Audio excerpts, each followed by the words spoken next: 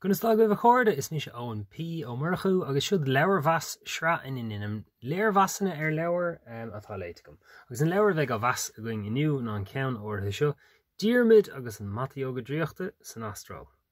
Agus siúd é an chumat is leabhar de fáistí atá agus Ciarán Mac Fhearghusa scríomh agus a chum dá rire. Agus caiimar dús go leithna go mar Ciarán agus gur baint gom leis an leabhar seo ach fós éin tá mé chun léir-mheas neamhclíonta thuirta seo comórgus féilm. Agus tá mé chun anlí sin bhar an leabhar hain agus na córtaí seo hagans leis an leabhar nó gur féidirá leis an leabhar. Agus beidh aithne ag daoine Ciarán ó Óga Yóga Sais gó dá chud hain íonn yoga í ana trí gaige le páistí scoilad an chud is mó agus drama eile freisin. Ach is leabhar anspéisiú lei seo. Go bhfunas an chuirde tá gceis ná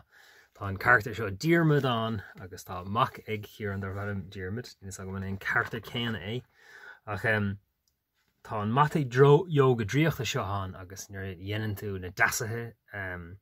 na glúiseachtaí an mathe tain tú ar aistear timpeall na cruinne agus go dtí an Astráil sa chéan ortha seo agus tá aber an seo. Thug Diarmuid leis a chusa ón nathair dubhas darug ag sleann uas ag susrannach lán den nimhis fearg agus an sin feicimid an nathair agus feicimid Diarmuid i dhéana an cro céanna ar an mathe. Tá alíonn an ias agus aber an ceann seo rí maireach na néan a pleicíocht is a gáire le na rub mór ar oscailt sin é an cúca bara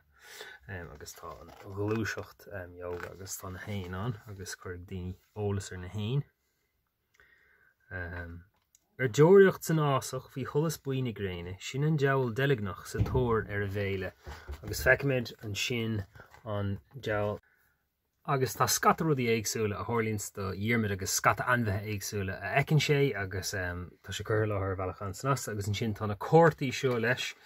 dhéanann córtaí i dachasúla agus den siad san chuirsís ar conas mar dhéantar na glúiseachtaí éagsúla agus tá siad sin aber mar seo míúin sin aber nathair chomh an bhuilig dhearrig sin agus fíorthaí fánacha faoi nathair agus tróthaí yoga. Lí síos ar do bhuilig agus tó do lábhatíh taobh le chléomhrach brúig busan an lábhaisteach sa bhata agus ordaigh de chléomhrach feachchuntasach agus tó cúpla anna héibhisteach agus amach sleannaigh chuntasach ar do bhuilig gosú leis an nathair. Agus tá cumána sásta air tá rutain sách réamhlódach is cosúil mar ní tána go le lehéad an aontanga eile agus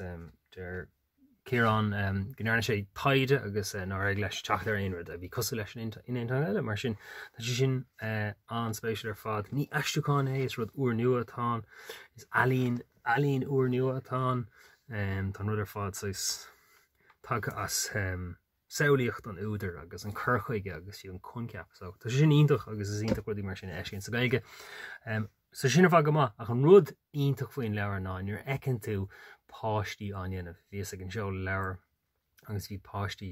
bunscoile beidir an gúige rang na beidir gur beag an níos óige a fiidir denmh na nasathe agus bhí pictúirí an leabhar á heilegan ag an á deilegan ag an am céanna agus dair car cín leis agus bhí viidir go mór faoi na cheannachar agus go mór faoi Draíochta agus sin é an bua atá ag leabhar dá lehéid. Mar sin má tá bainte go le ranganna nó le daoine óga nó má tá páistí go beidir go anóg sé sin go mór leat ach tá sé an saolaíoch agus an snasta mar leabhar agus mula mé sin é Diarmuid agus an Óga Draíochta san Astráil agus beidir go bheicimiid amachchan seo Diarmuid ag taisteal áitiid eile ar domhan. Slán am lína chóirde